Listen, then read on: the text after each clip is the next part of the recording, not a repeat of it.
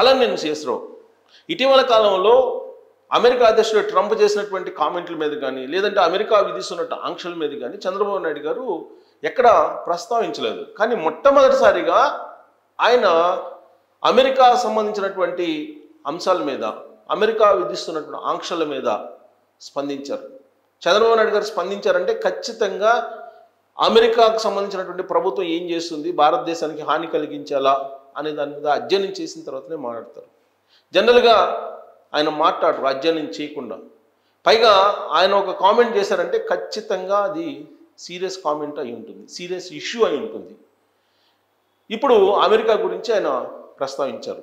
హర్ ఘర్ తిరంగా అనేటువంటి కార్యక్రమంలో పాల్గొని ఆ వేదిక మీద నుంచి అమెరికా గురించి మాట్లాడారు. ట్రంప్కి ఒక రకంగా చెప్పాలంటే చివాట్లు పెట్టారు. చివాట్లు పెట్టడమే కాదు, ఒకవేళ భారతీయులను కాదనుకుంటే అమెరికా పరిస్థితి ఏంటి అనేది కూడా ఆయన ఒక విజనరీగా ఆవిష్కరించారు. ఏం చెప్పారంటే అమెరికాలో ఇప్పుడు ఇండియన్స్ని ఉద్యోగాల నుంచి తీసేయండి, ఉద్యోగాలు ఇవ్వద్దని చెప్పి ట్రంప్ చెప్పారు ఇటీవల కాలంలో. దాని మీద చంద్రబాబు నాయుడు గారు రియాక్ట్ అయ్యారు. ఒకవేళ మన వాళ్ళకి కనుక ఉద్యోగాలు ఇవ్వకపోతే అమెరికా కంప్లీట్గా డిజాస్టర్లోకి వెళ్ళే అవకాశం ఉంది, అమెరికానే నష్టపోతుంది అనేటువంటి అభిప్రాయాన్ని ఆయన వ్యక్తం చేశారు. నిజంగా భారతీయులకు ఉద్యోగాలు ఇవ్వకపోతే అమెరికాకు ఆ పరిస్థితి వస్తుందంటే డెఫినెట్గా వస్తుంది అనేటువంటి ఉద్దేశంతో ఇప్పుడు అమెరికాలో ఇల్లీగల్గా ఉన్నటువంటి ఇమ్మిగ్రెంట్స్ మీద కొరడా జులిపిస్తూనే అక్కడ H1B విషయంలో న్యాయబద్ధంగా వచ్చేటువంటి వాళ్ళని ఆహ్వానిస్తూ ఉన్నారు. ఇప్పటి వరకు లాటరీ పద్ధతిగా ఉన్నటువంటి దాన్ని టాలెంట్ పద్ధతిలో తీసుకురావాలని ప్రయత్నం చేస్తున్నారు. టాలెంట్ హంట్ కోసం ఇప్పుడు ట్రంప్ ప్రయత్నం చేస్తూ ఉన్నారు. అందుకే చంద్రబాబు నాయుడు గారు చాలా క్లియర్గా చెప్పారు, కేవలం తాత్కాలికంగా మాత్రమే ఇలాంటివన్నీ కూడా ఉడిదుడుకులు ఉడత ఊపులు ఉంటాయి అమెరికాయి లేదా ట్రంప్ ఇవి, అవి శాశ్వతం కాదు. ఒకవేళ అది శాశ్వతంగా కనుక అమలు చేయాలనుకుంటే అమెరికా లేదంటే అమెరికా అధ్యక్షుడు ఆ దేశమే కుప్పగూలిపోయేటువంటి అవకాశం ఉంది అని చెప్తూ భారతదేశం 2014 నాటికి 11వ అతిపెద్ద ఆర్థిక వ్యవస్థగా ప్రపంచంలో ఉంది. నరేంద్ర మోడీ గారు ప్రధానమంత్రి అయిన తర్వాత ప్రస్తుతం 4వ అతిపెద్ద ఆర్థిక వ్యవస్థగా ఉంది. రాబోయేటువంటి రోజుల్లో అంటే 2028 నాటికి 3వ ఆర్థిక వ్యవస్థగా అతిపెద్ద ఆర్థిక వ్యవస్థగా నిలిచే అవకాశం ఉంది ప్రపంచంలో భారతదేశం. సరైనటువంటి నాయకులు భారతదేశానికి ప్రస్తుతం ఉన్నారు. నరేంద్ర మోడీ గారి సారథ్యంలో భారతదేశం ఆర్థిక అభివృద్ధి దిశగా పరుగు పెడుతోంది, సమగ్ర అభివృద్ధి జరుగుతోంది అనేటువంటి విషయాన్ని హర్ ఘర్ తిరంగా వేదిక మీద నుంచి చంద్రబాబు నాయుడు గారు ప్రస్తావించారు. ఆ సందర్భంలోనే యుద్ధాలకు సంబంధించినటువంటి అంశాన్ని కూడా ప్రస్తావించారు. కార్గిల్ యుద్ధం గురించి ప్రస్తావించారు. కార్గిల్ యుద్ధం కూడా ఎన్డీఏ అధికారంలో ఉన్నప్పుడే వచ్చింది. కార్గిల్ యుద్ధంలో భారత ఆర్మీ ఏ విధంగా విజయం సాధించారో కూడా గుర్తు చేశారు. పెహల్గాం దాడి తర్వాత జరిగినటువంటి ఆపరేషన్ సింధూర్లో భారత ఆర్మీ ఏ విధమైనటువంటి విజయాలని సాధించింది అనేటువంటి విజయాన్ని కూడా గుర్తు చేశారు. అందుకే ఇప్పుడున్నటువంటి ప్రభుత్వం పటిష్టంగా నాయకత్వాన్ని కలిగి ఉంది. పటిష్టమైన నాయకత్వంలోనే ఇప్పుడు ప్రభుత్వం నడుస్తుంది. ఇదే ప్రభుత్వం నడిస్తే 2047 నాటికి నెంబర్ 1 దేశంగా ప్రపంచంలో నిలిచే అవకాశం ఉంది భారతదేశం. ఆంధ్రప్రదేశ్ దాంట్లో నెంబర్ 1గా ఉండేటువంటి అవకాశం ఉంది రాష్ట్రాల జాబితాలో అనేటువంటి విషయాన్ని ఆయన చెబుతూ విజన్ని ఆవిష్కరిస్తూ అమెరికా పరిస్థితిని కూడా ఆయన ప్రస్తావించారు. దాదాపు అమెరికా అధ్యక్షుడిగా జనవరి 20వ తారీఖు ఆయన ప్రమాణ స్వీకారం చేశారు ట్రంప్. ఆ తర్వాత నుంచి అమెరికాకి కష్టాలు ప్రారంభమయ్యాయి. రకరకాల చట్టాలను తీసుకొస్తున్నారు, రకరకాల అంశాలని తెర మీదకి తీసుకొస్తూ ఉన్నారు.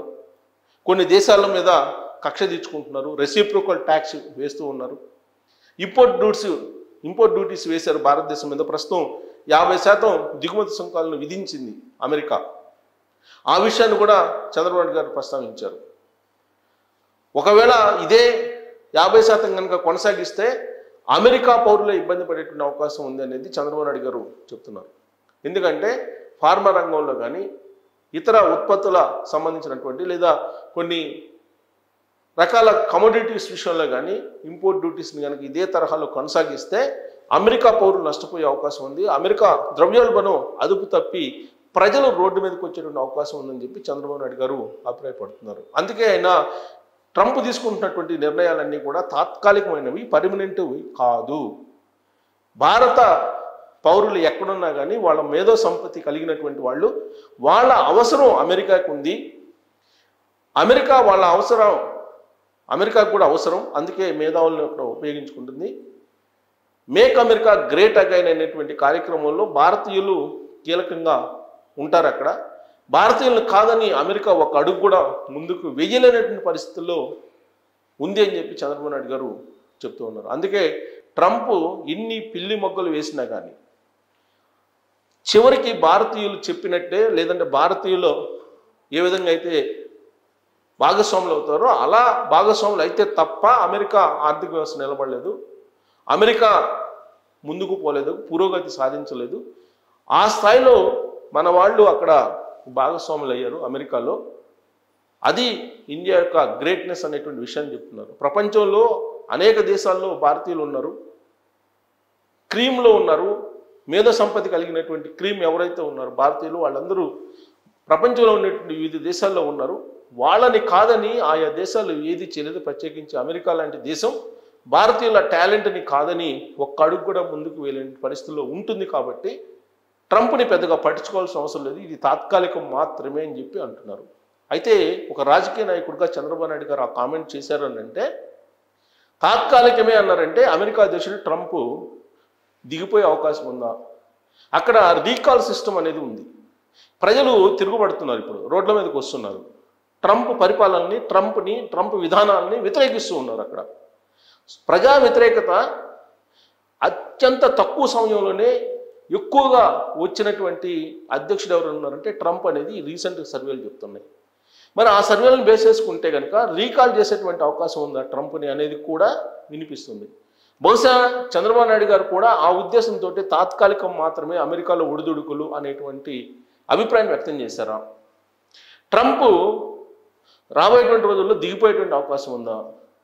ఆయన్ని రీకాల్ చేసి దింపుతారా అనేటువంటి చర్చ కూడా ప్రపంచవ్యాప్తంగా జరుగుతుంది. దానికి కారణం ఏంటంటే గత 2 రోజుల నుంచి అమెరికాలో ఉండేటువంటి పౌరులు రోడ్ల మీదకి వచ్చేసారు.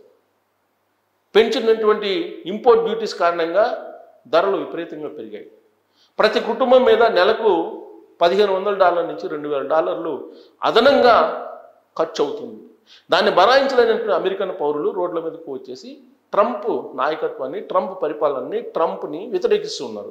ఇదే వ్యతిరేకత కనుక మరింత ఉధృతమైతే అప్పుడు ట్రంప్ అర్ధాంతరంగా దిగిపోవాల్సిన పరిస్థితి వస్తుందా అమెరికా అధ్యక్షుడిగా అనేటువంటి చర్చ జరుగుతున్నటువంటి సమయంలో చంద్రబాబు నాయుడు గారు తాత్కాలికం మాత్రమే అమెరికాలో ఉండే ఒడిదుడుకులు అని చెప్పి చెప్పడం వెనుక ట్రంప్ పదవి పోతుంది అనేటువంటి సంకేతమా, లేదంటే అమెరికాలో ఉండేటువంటి చట్టాలు ఖచ్చితంగా వాటిపైన అవి చేసుకుంటూ వెళ్తాయి కాబట్టి అధ్యక్షుడిగా ఎవరున్నప్పటికీ కూడా చిన్న చిన్న ఒడిదుడుకులు మాత్రమే అనేటువంటి అభిప్రాయాన్ని ఆయన వ్యక్తం చేశారా, లేదంటే భారతీయుల టాలెంట్ ఆయనకి తెలుసు కాబట్టి ఖచ్చితంగా వాళ్ళ రూట్లోకే ట్రంప్ వస్తారు అనేటువంటి అభిప్రాయంతో ఆ కామెంట్ చేశారా అనేది మీరు ఎక్స్పెక్ట్ చేస్తూ ట్రోల్ చేయొచ్చు. Thank you.